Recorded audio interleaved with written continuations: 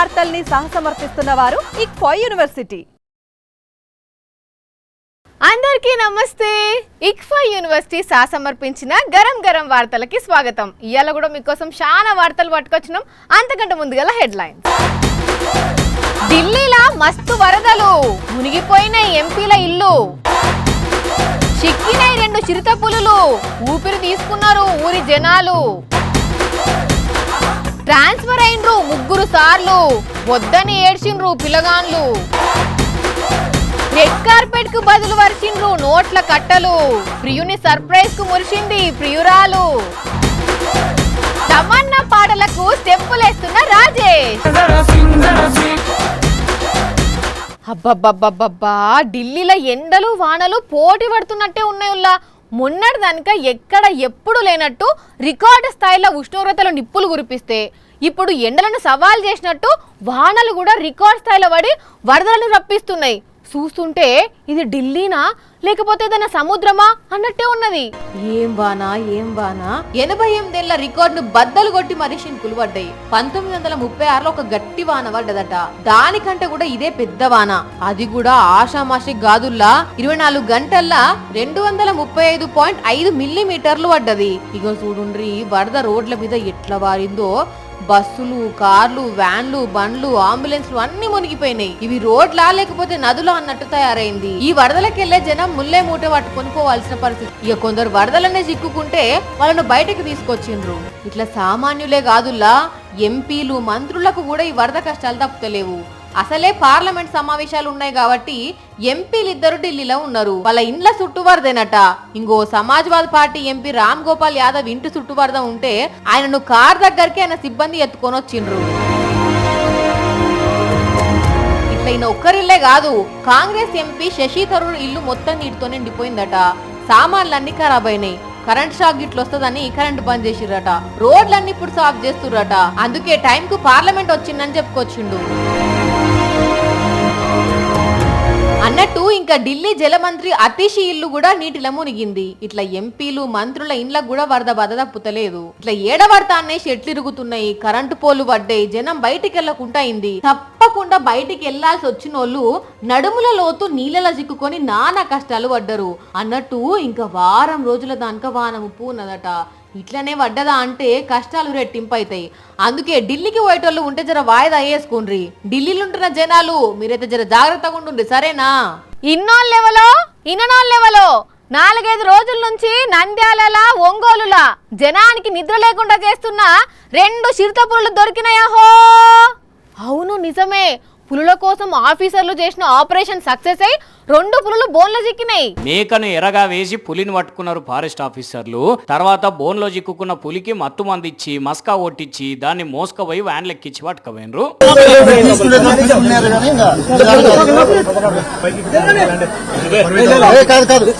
నంద్యాల జిల్లాలో 4 రోజుల నుండి పులి ఎవ్వరిని నిద్రపోనిస్తలేదు. పచ్చర్ల ఊరు దగ్గరలో ఒక అక్క కట్టెల కోసం పోతే పానాలే తీసింది. ఏకంగా మంచిగా రక్తానికి రుచి మరిగింది. ఎప్పుడు ఎవరు దొరుకుతారా అన్నట్టు తిరుగుతున్నదట. పాపం దీని భయానికి జనం బయటికి వెళ్ళలేకపోయినారు. 2 రోజులు ఆఫీసర్లు కూడా దీన్ని పట్టుకునేదాకా నిద్రపోలేదు. మొత్తానికి ఇట్లా ఇప్పుడు దీన్ని బోన్లు ఇరికిచ్చేసరికి జనానికి పులి బాధ తప్పినట్టయింది. అట్లనే ఒంగోలులో కూడా ఇంకో పులి బోన్లో చిక్కింది. ఇక వీళ్ళు 4 దిక్కుల పట్టి ఎత్తుకపోతున్నారు. చూడండి, ఇదే ఆ పులి.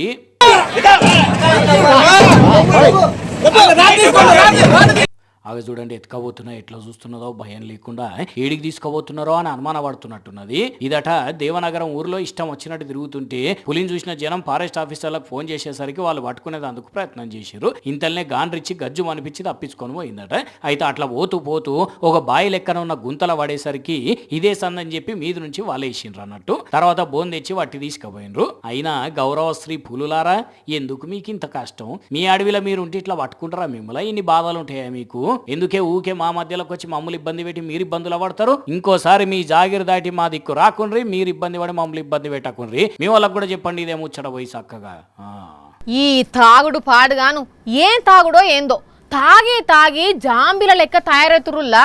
పిల్లాం పిల్లగాళ్ళు ఏడ్చి మొత్తుకున్న గుళ్ళకి తీసుకుపోయి ప్రమాణం చేపించిన అప్పటి మందో బుద్ధిమంతులు లెక్క మందు ముట్టుకోను అని ఒట్టు పెట్టుకుంటారు.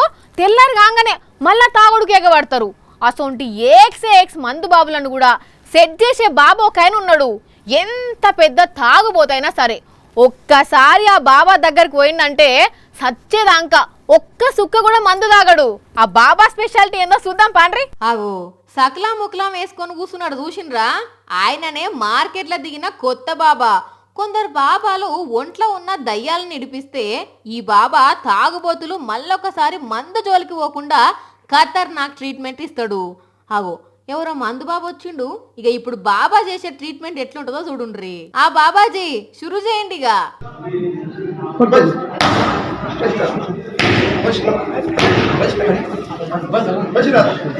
ఓర్ని అరరే ఏందది, ఏం కొట్టాడు అది? అబ్బర కొడుక ఏం దంచుతున్నాడు. వామ్మో వామ్మో, శివమణి డ్రమ్స్ కొట్టినట్టు, జాకిర్ హుసేన్ తబలా వాయించినట్టు. హబ్బబ్బబ్బబ్బా దవడలు వాయ కొట్టిండు కదా. ఓర్నాయనో పాపం, మందో మాకో ఇస్తాడనుకుంటే ఈ పంట చింతపండు చేసిండు. బాబా గారు ఈ మందు బాబు జుట్టు పట్టుకొని బ్యాండ్ బజాయిస్తుంటే అక్కడ ఉన్నోళ్ళు కిక్కురు అనకుండా కూర్చున్నారు. కోటింగ్ అంతా అయినాక బాబా కాళ్ళకు దండం పెడదామని వంగితే ఇంకో రౌండ్ వేసుకున్నాడు. అదే ఈ బాబా ఇచ్చే ట్రీట్మెంట్. ఇంతగానం కోటింగ్ ఇచ్చినాక ఎవడన్నా మందు జోలికి పోతాడా? మందు వాసన కూడా చూడడు. అది ఈ బాబా స్పెషాలిటీ. ఇది ఎక్కడైతుందో తెలియదు కానీ దీన్నంతా ఎవరో వీడియో తీసి సోషల్ మీడియాలో పెట్టేసరికి అది గిర్ర గిర్ర తిరుగుతున్నది. రాజకీయ నాయకులు గోడ మీద పిల్లుల సోంటోళ్ళు అని ఉత్తగానే అనలేదుల్లా. బెల్లం చుట్టూ ఈగలు ముసిరినట్టు అధికారం ఎక్కడుంటే అక్కడకు ఎగురుకుంటే పోతారు. సచ్చేదాకా పార్టీని ఇడిచిపెట్టను, పార్టీ అధ్యక్షుడు నాకు దేవుడు, పార్టీ నాకు అమ్మ సోంటిది అని చెప్పిన వాళ్ళు అవతలి పార్టీ నుంచి సిగ్నల్ రాగానే చెప్పున గోడ దుంకి వాళ్ళ కండువ కప్పుకుంటారు. అప్పటి నుంచి తిట్టిన వాళ్ళను పొగుడుతారు, పొగిన వాళ్ళని తిడతారు. గోపీల మీద స్టోరీ చేస్తాను పోయిండు మా రాజేష్ ని అడిగి మరిన్ని వివరాలు తెలుసుకుందాం.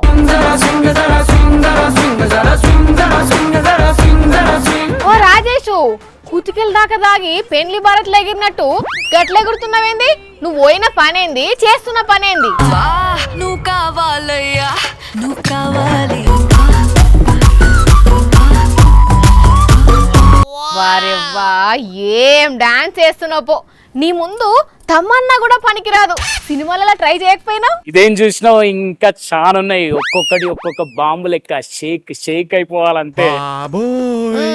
నిజంగానే షేక్ అయిపోతురు గాని ఇప్పుడు ఈ ఆటం బాంబులను మా మీద ఎందుకు ప్రయోగిస్తున్నావు? ఆటం బాంబులు కాదు, ఐటం బాంబులు. అదే ఆ ఐటెం బాంబులు ఇప్పుడు ఎందుకు బయటకు తీసినావు? అరే కిక్కు వాని కిక్కు చూస్తావా? అరే భేలు పుర్రి భలేకున్నదే, నీ ఆవకాయ పెదవి నన్ను లాగుతున్నదే. ఓర్ విని పిచ్చి పాడుగాను ఈ పాటలు స్టెప్పులతోని సావ కొడుతున్నాడు కదా. ఓ రాజేషు, పానకంలో పుడక లెక్క ఈ పాటలేంది, ఆ డాన్స్ లేంది, ఏం పుట్టింది నీకు? మా అందాల దేవత, డ్రీమ్ గర్ల్ దిల్కా తుకుడా తమన్నా కోసం చేస్తున్నా. తమన్నానా? ఇప్పుడు ఆమె ఎందుకు యాదకొచ్చింది? ఎందుకంటే బెంగళూరులో ఉన్న సింధీ హై స్కూల్లో 7వ తరగతి చదివే పిల్లలకు తమన్నా గురించి పాఠం పెట్టిరు కాబట్టి. ముచ్చట మొత్తం అర్థమైంది గాని ఆపిగ నీ ఎగురుడు. నేను ఎందుకంటే 7వ తరగతి పిల్లలకు తమన్నా గురించి పాఠం పెట్టడం అంటే చిన్న ముచ్చట్న చెప్పు. అందుకే పిచ్చోడా, ఆ పాఠమే పెద్ద పంచాయతీ లేపుతుంది ఇప్పుడు బెంగళూరులా. అదేంది? అవునరా ఎడ్డోడా, ఆ స్కూల్ పిల్లల తల్లిదండ్రులు ఈ విషయాన్ని ఖండిస్తున్నారు. తమన్నా గురించి పాఠం పెట్టి మా పిల్లలకు ఏం నేర్పిద్దాం అనుకుంటున్నారు? దేశం గురించి పోరాడిన యోధుల గురించి పాఠం పెడితే సరే గాని ఈ హీరోయిన్ పాట మా పిల్లలకి ఎందుకని గరమైతుర్రంట. కష్టపడి పైకి వచ్చిన వాళ్ళ గురించి పిల్లలకు తెలిస్తే మంచిదే కదా. కరెక్టే గాని ఎవరైనా కష్టపడకుండానైతే పైకి రారు కదా. అంటే తమన్నా గురించి నేర్చుకుంటారు పిల్లలు. ఏంటిది నువ్వు చేసినట్టు ఐటమ్ సాంగ్లకు కావాలయ్యా నువ్వు కావాలయ్యా అని పాటలు డాన్స్లా? అంటే సరే తమన్నా మంచి నటి ఒప్పుకుంటాం, టాప్ హీరోయిన్లో ఆమె కూడా ఒకటి, మంచి టాలెంట్ ఉన్న పిల్ల, కష్టపడి ఆ పొజిషన్కి వచ్చింది. కానీ ఆ మోతిగా సక్సెస్ అయిన హీరోయిన్లు ఇంకా చాలా మంది ఉన్నారు కదా. ప్రత్యేకంగా తమన్నా గురించి ఎందుకు పాఠం పెట్టాలి? ఆమెకి పాఠం పెట్టిన సంగతి కూడా తెలియదు కావచ్చు అసలు. కానీ గింత రచ్చ కాబట్టి ముచ్చట అనేది కూడా కరెక్టే అనుకునేది లేదు, లొట్ట పీస్ లేదు. కానీ రాయిగా నువ్వు నచ్చిన హీరోయిన్ పాఠం పెట్టిన రనంగానే పాటలు పెట్టుకొని ఎగురుతున్నాడు. ఏందో ముచ్చట పురాగా తెలుసుకో పాలేదు. మస్తు సంబరపడ్డ ఇంతసేపు మొత్తం తుస్సు అనిపిస్తుంది. ఏం ఆలోచనలు చేస్తారో ఏందో కొందరు బడోళ్ళు. ఏడో తరగతి పిల్లగాళ్ళకు తమన్నా గురించి పాఠం పెడితే ఏం నేర్చుకుంటారు? ఐటెం సాంగ్ల మీద డాన్స్ చేసుడు తప్పితే ఎవరికైనా గిదే అనిపిస్తుంది మరి కాదా? ఇప్పుడు మీ ముంగటికి 3 ఉత్తమ ఉపాధ్యాయులను తీసుకొస్తున్నాం. వాళ్ళు పాఠాలు చెప్తుంటే పిల్లగాళ్ళు మంచిగా వినేటోళ్ళు. వాళ్ళు కూడా ఏదో వస్తున్నామా చెప్తున్నామా అన్నట్టు కాకుండా సొంత పిల్లలకు చెప్పినట్టు చెప్పేటోళ్ళట. అర్థం కాకపోతే మళ్ళా ఎక్స్ప్లెయిన్ చేసేటోళ్ళట. అసొంటి 3 బళ్ళల్లో 3 సార్లు ట్రాన్స్ఫర్ అయిపోతుంటే పాపం పిల్లగాండ్లైతే మస్తు ఎడవబట్టిర్రు. ఇంగో వీళ్ళు సూర్యాపేట జిల్లా మద్దిరాల మండలం పోలుమల్ల గ్రామంలోన్న జిల్లా పరిషత్ ఉన్నత పాఠశాల పిల్లగాండ్లు. ఇంగో వీళ్ళు సూర్యాపేట జిల్లా మేల చెరువు మండలం హేమ్లతాండా చదువుకుంటున్న పిల్లలు.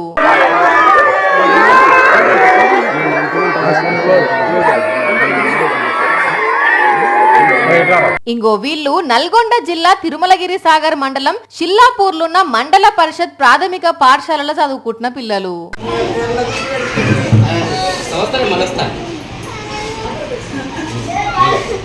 ఈ 3 బళ్ళల నుంచి 3 సార్లు ట్రాన్స్ఫర్ అయిపోతుంటే పిల్లగాళ్ళు పోవద్దు సార్, మీరు పోవద్దు, మీరు మాకు మంచిగా పాఠాలు చెప్పేది, ఇక్కడనే ఉండుర్రి సార్ అనుకుంటా మస్తు ఏడ్చిర్రు. అప్పుడు ఈ సార్లు కూడా మస్తు బాధపడ్డరు. ఈ సారు పేరు సైదులు. 14 ఏళ్ల నుంచి పోలుమల్ల బల్లనే తెలుగు పాఠాలు చెప్తుండట. ఇప్పుడు ప్రమోషన్ అచ్చుడుతోని పోతుంటే పిల్లలు బాధపడుతున్నారు. ఇంకోసారి పేరు షేక్ మస్తాన్. 9 ఏండ్లు మేళ్ల చెరువు బల్లనే హిందీ పండితునిగా ప్రధానోపాధ్యాయునిగా పనిచేసిండు. బల్ల ఎన్నో సవలతులు చేసిండట. ఇట్లనే ఇంగో ఈ షిల్లాపూర్లో ఉన్న మండల పరిషత్ ప్రాథమిక పాఠశాలల సారు పోతుంటే కూడా పిల్లలు మస్తు ఏడ్చిర్రుల్లా. కానీ వీళ్ళు ఎంత మంచిగా వీళ్ళకు పాఠాలు చెప్తే పిల్లగాళ్ళు గింత బాధపడతారో ఒక్కసారి ఆలోచించుండ్రి.